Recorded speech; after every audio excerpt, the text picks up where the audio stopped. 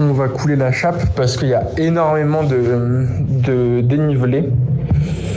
Là, il y a vraiment énormément d'écart et ça passerait pas juste avec un réagrégage. Du coup, on va couler une chape et en plus, ça coûterait beaucoup trop cher. Il y a genre 6-7 cm par endroit et là, il y a 7 cm à rattraper et là, il y a 0 cm. Du coup, limite, il va falloir qu'on casse le carrelage. Du coup, là, on va tout nettoyer. On va passer un primaire d'accrochage. Et après, on va mettre le niveau et on va commencer à regarder, voir si on doit casser ou pas les carrelages. J'espère que non. Et par la suite, après, on va mettre des cornières en acier réglées au niveau laser pour qu'on puisse facilement tirer notre chape. Vu qu'on n'est pas des professionnels, on est vraiment des amateurs débutants dans les travaux. Du coup, on préfère faire comme ça. Au moins, après, ça va aller tout seul pour faire la chape quand on devra la tirer. Vu qu'on compte le faire peut-être qu'à deux. Du coup, on essaie de prendre un maximum d'avance. Bon. Ça casse bien les couilles. On s'est rendu compte que on pourrait pas faire la chape d'aussitôt parce qu'il y a encore un peu de taf. Parce que là, il y a à peu près 4-5 cm à couler dans cette partie-là. Là, pareil. Bon, là, il y a un peu plus vu qu'il y a plus de carrelage. Mais bon, c'est que sur 1 mètre carré, c'est pas très grave. Il y a genre 6-7 cm. Je sais que c'est pas... Faut pas non plus que ce soit trop épais. Et là, pareil, il y a 5 cm. Et là, on voit même pas le deuxième trait. Ça veut dire qu'il s'arrête là. Et normalement, le deuxième trait, il est à 10 cm à ce niveau-là. Enfin, presque 10 cm. Et là, il est à 6 cm. Du coup, c'est plus 4 la hauteur, plus 4 cm ici. Tout là. Du coup, ça pue. Et là, il y a moins de 2 cm. Du coup, pour faire une chape, c'est trop peu. Du coup, à ce niveau-là, on pourrait couler la chape juste dans cet endroit-là, sans rien toucher, sans péter le carrelage, ni rien. Mais là, on pourrait clairement pas. Du coup, je pense qu'on va devoir casser le carrelage. Du coup, ça fait chier parce qu'on n'avait pas l'intention de le faire pour gagner du temps et pour éviter. C'est que on passe à travers parce que en dessous, c'est la cave et c'est quand même assez vieux. Du coup, parce que là, en plus, on avait recoulé une petite dalle là qu'on avait bien ferraillé en plus. Et en creusant un peu le sable, on est vite tombé sur des briques et les briques, elles tiennent plus trop. Du coup, ça fait chier. C'est du temps de perdu, là, et... Après, ça va, je pense pas qu'on en a pour longtemps. Je pense que une après-midi, c'est fait, mais bon. C'était pas prévu. Du coup, je pense qu'on va... Là, on va pas casser le carrelage. On va faire une chape. Et là, on va casser le carrelage et en fonction, soit on fera une dalle, soit on fera une chape. Et on va mettre un film sous dalle, du coup, je pense. Voilà.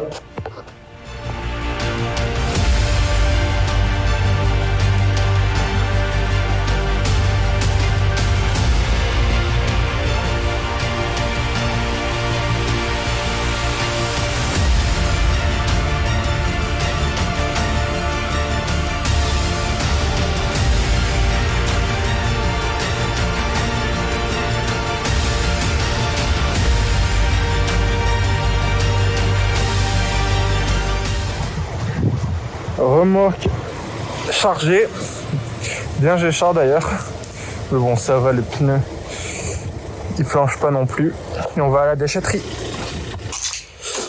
Bon voilà, là on a commencé à retirer tous les carrelages comme vous avez pu voir, parce que comme je l'avais expliqué, c'était beaucoup trop haut à ce niveau là, et du coup il a fallu retirer tous les carrelages. On était plutôt vite. Et là, j'ai un dilemme, c'est soit je laisse comme ça, je fais une chape, et là, je retire un peu de sable sans trop gratter pour pas que ça parte, et je fais une dalle, ou une chape, moi j'étais parti sur une dalle, vu que c'est sur directement du sable compacté, je trouvais que c'était mieux de faire une dalle, et en plus, ce sera un peu plus épais. Mais moi, je suis partisan enfin, parce que sinon, au niveau de la dilatation entre la chape et la dalle qui sera à peu près au même niveau, j'ai peur que ça fasse casser mes carrelages. Et en vrai, ça me prend pas beaucoup plus enfin, ça va pas me prendre beaucoup plus de temps. Je pense que c'est une demi-journée de travail de casser tous les carrelages qu'il y a là pour que je coupe tout en un bloc et qu'il n'y a pas de dilatation possible entre les deux supports. Le problème à ça, c'est que là, on avait commencé à... on avait coulé un peu de béton là avec un peu de ferraille. Du coup, j'ai peur que ce soit vraiment limite. Enfin, je préférais couler au-dessus, mais sauf que je crois que c'est à peu près à la limite de la hauteur finale. Du coup, ça, je vais bien galérer. Il faudrait que j'arrive à le casser pas en surface, pas forcément au total, mais en surface pour que tout soit coulé en un bloc et qu'il n'y ait pas de dilatation. Et pareil, là, j'avais commencé à couler la fois dernière juste les tuyaux, mais après ça, il y aura 6-7 cm de béton au-dessus, du coup, je trouve que ça risque rien. Et ça, bien sûr, on va faire un coffrage pour pas... Enfin, il faut qu'on garde un accès à ce niveau-là. Du coup, je vais attaquer ça pour vraiment tout couler en un bloc. Partir sur une dalle, je pense. Enfin, pas creuser, mais retirer tout le sable, voir combien il y a en épaisseur, pour vraiment que ce soit bien solidaire. Parce qu'au final, là, il y avait pas mal de carreaux qui tenaient moins bien et qui cassaient. Mais il y avait, je sais pas, 3-4 cm, il y avait ça de... Je pense que c'était une chape. 300-400... Il y avait ça de chape. Du coup, je pense que ça bougeait trop, sachant que là, en plus, il y a la cave. Du coup, si on fait un peu beaucoup plus épais, on met des treillis métalliques et voire même, j'ai réfléchi encore à fibrer le béton, parce que ça coûte pas forcément beaucoup plus cher et je pense que ça améliore la résistance. Et ça c'est pas du tout... Enfin, ça change rien de mettre un verre de fibre avec le béton. Du coup, je pense qu'on va le fibrer. Enfin, il faut que je réfléchisse encore s'il y a un intérêt ou pas. Peut-être que c'est contre... Enfin, ce qu'on m'a dit, on m'avait donné le conseil de faire une chape non fibrée au-dessus du carrelage parce que ça dilatait mieux et ça risquait de faire moins casser le carrelage. Mais je sais pas, je suis mitigé sur cet avis. Moi, j'aurais plus été d'avis de le fibrer. Du coup, voilà, là, je vais retirer tout le carrelage. D'ailleurs, on a investi dans des petits éclairages parce que là ça devient galère vu qu'on est en hiver. Du coup voilà, ça va être cool pour faire les vidéos en plus. Du coup voilà, je vais m'y mettre. Bon voilà, j'ai terminé pour aujourd'hui. Au final j'étais solo, je l'ai fait sans une après-midi. J'ai fait un aller-retour à la déchetterie déjà et j'ai terminé. Au début au final j'ai passé grave du temps. Normalement je pensais que j'allais pas y arriver à terminer aujourd'hui tellement que j'ai passé du temps. Parce qu'au début, je l'ai fait au merlin parce que vraiment la dalle était un peu plus épaisse au début. Et du coup, je devais faire plein de petits morceaux et je passais mon temps à ramasser les gravats. C'était un peu casse-couille. Et après, je l'ai fait au pied de biche. Les 15 derniers carreaux qui me restent, au final, ça a été beaucoup plus rapide. Du coup, j'ai eu un peu le seum de ne pas avoir fait tout au pied de biche. Du coup, voilà, mais bon, on apprend de ses erreurs. J'aurais dû faire comme ça, j'aurais au moins gagné presque 1 heure de travail. Au final, j'ai mis 2 heures à tout casser. Et plus les allers-retours à la déchetterie, etc. Et quelques petites pauses parce que c'est un peu fatigant, surtout au merlin. Mais bon voilà, au final ça rend super bien la lampe que j'ai achetée Parkside. Il y en a 2 en fait. Et franchement on voit beaucoup plus clair. Attendez, je vais vous montrer. Ça coûtait une 60aine d'euros. Avant j'utilisais que ça. Et à force de me faire avoir avec des lampes de brin d'action. En gros c'est des lampes USB-C. Mais au final elles ne marchent jamais. Du coup, si j'ai pas la flemme, j'irai la renvoyer, mais même en la rechargeant, je sais pas, je trouve que c'est un peu de la merde, des lampes USB-C au final. Et j'ai préféré investir dans un vrai spot. 65 € Parkside, en vrai, ça fait le taf. Du coup, attendez, je vais vous montrer, je vais l'éteindre. Franchement, c'est le jour et la nuit, c'était un enfer de travailler sans. Hop, ouais, enfin voilà. On travaillait comme des mineurs. Enfin, c'était vraiment galère. Alors que là, il faut que j'arrive à trouver. Hop. Oh non. Ça c'est... Parce qu'il y a 2 positions. Voilà. Voilà, ça c'est le jour et la nuit quoi. En plus ils sont orientables et tout. On peut les enlever du pied. Mais franchement c'est vraiment pas mal pour 60 €. Au bout d'un moment il faut investir dans du matos. De toute façon, je sais qu'on est parti pour une longue session de rénovation. Du coup ça me dérange pas d'investir dans quelques matos. tant que ça reste à un prix cohérent. On a commencé à creuser pour avoir vraiment 10 à 12 cm partout pour couler la dalle. Et franchement, on se rendait pas compte de la quantité de travail qu'il allait y avoir. Parce que moi, je pensais que déjà, il allait pas forcément avoir... il n'y avait pas beaucoup à rattraper, mais au final, si, il y a énormément à rattraper. Là, il n'y avait que 3 cm, on a dû recreuser 6-7 cm. Et voilà, du coup, là, on en est à peu près à la moitié, je dirais. La moitié de cette pièce, et après, il y a encore l'autre pièce. Mais il y a moins à décaisser. Il y a beaucoup moins à décaisser, on a beaucoup moins à rattraper. Après, j'aimerais bien casser aussi un peu cette partie-là pour que ça soit tout coulé en un bloc. Et puis voilà, on en est là. Le problème, c'est qu'au début, c'était plus du sable. Et là, il y a plus de terre que de sable.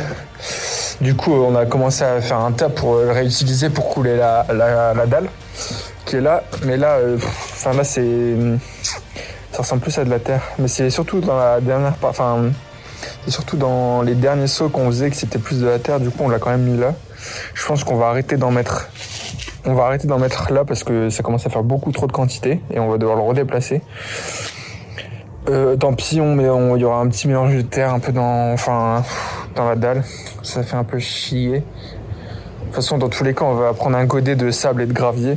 Et je pense qu'on mettra un seau du reste là qu'on a décaissé, plus 3 seaux ou 2 seaux de gravier et de sable, plus le ciment.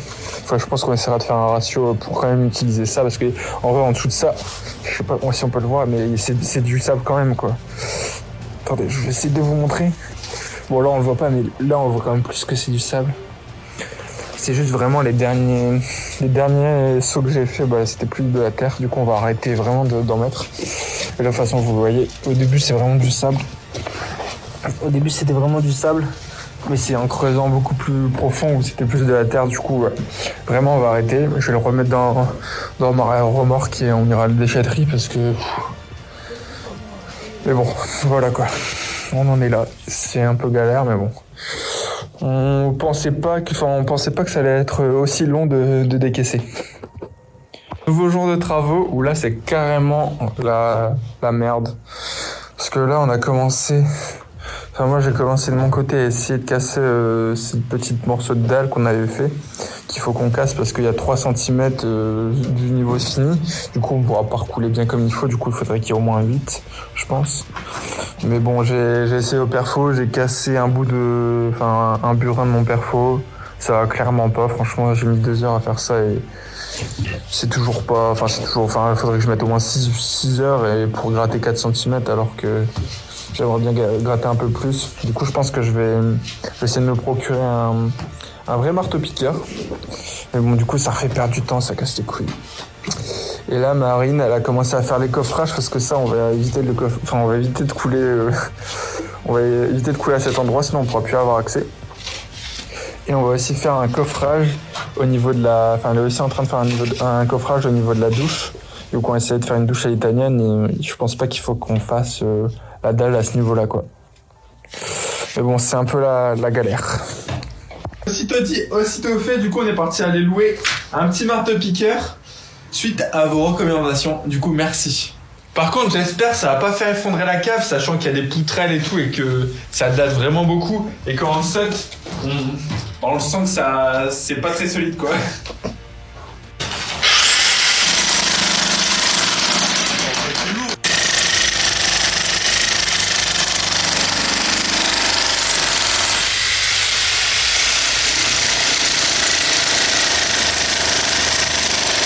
Ça s'est plutôt bien passé avec le marteau-piqueur, parce qu'avec l'autre outil, j'ai mis 2 heures, et là, en 20 minutes, c'était torché. Du coup, c'est vrai que c'est vraiment un outil qu'il faudrait avoir, mais bon, on n'en a pas trop l'utilité tous les jours, quoi.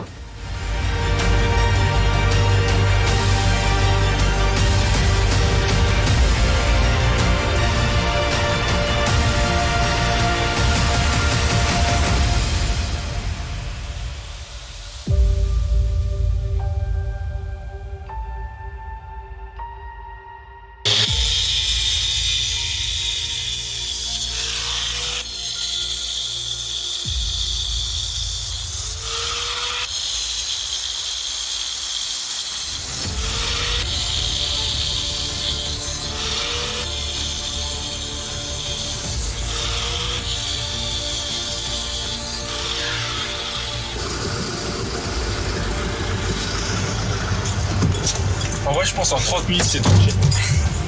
On va tout baler. Attends, je mets ma ceinture.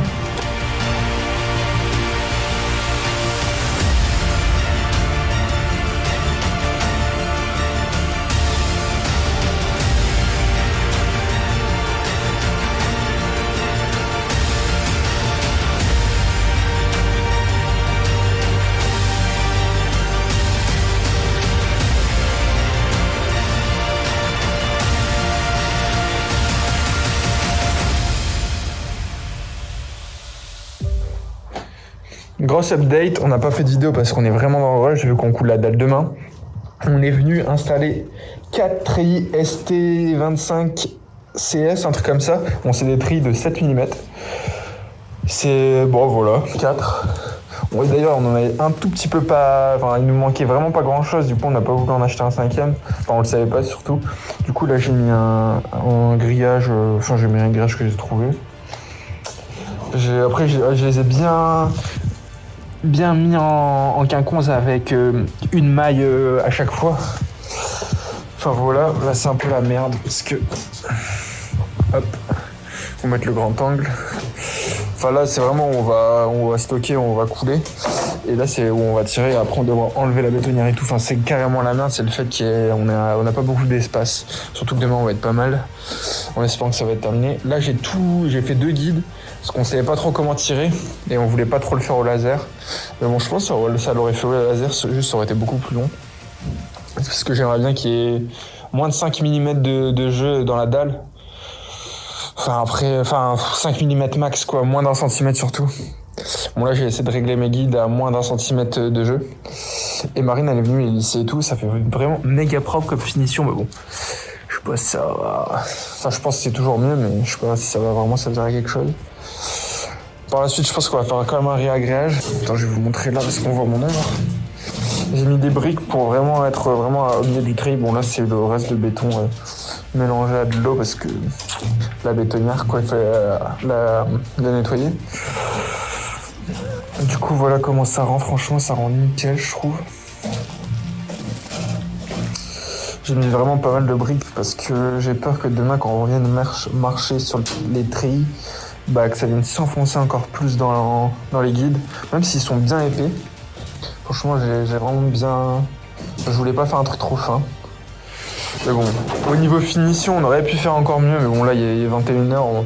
21h, ouais, on a 1 heure de route. Et on doit couler demain matin à 8h30. Du coup, enfin voilà quoi. C'est surtout là, à ce niveau-là, où j'ai moins géré la finition. Enfin. Parce que je préférais remettre un peu plus de béton pour avoir moins de jeu. Du coup, on a eu la flemme de la terminer la finition.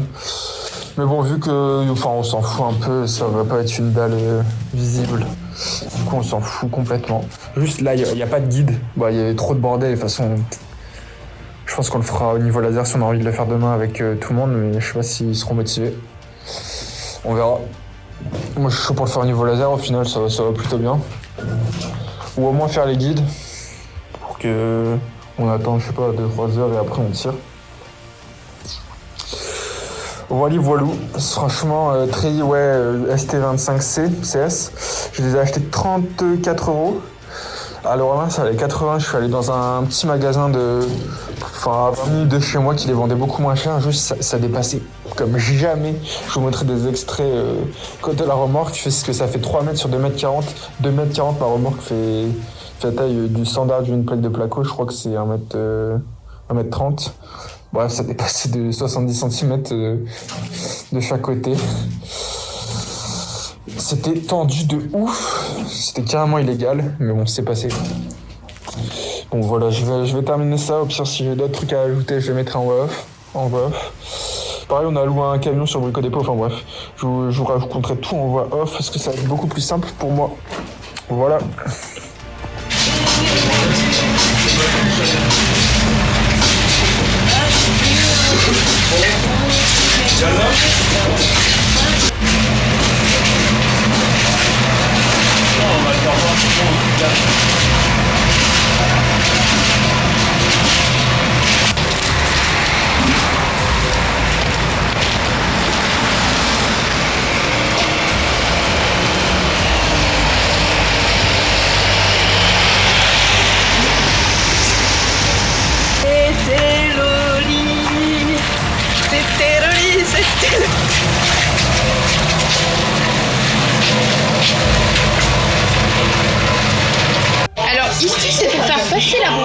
On avait dit on va finir.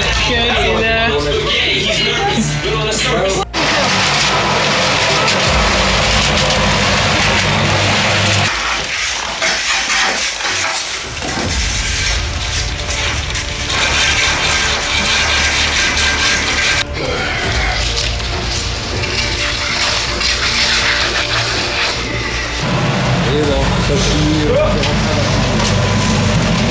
Chaud en info. J'ai pas réussi à passer.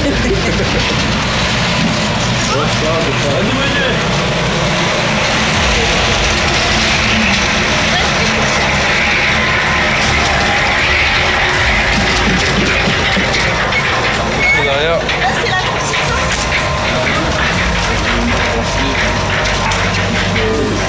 On va avancer jusque là, tu vois. C'est la voiture d'abord.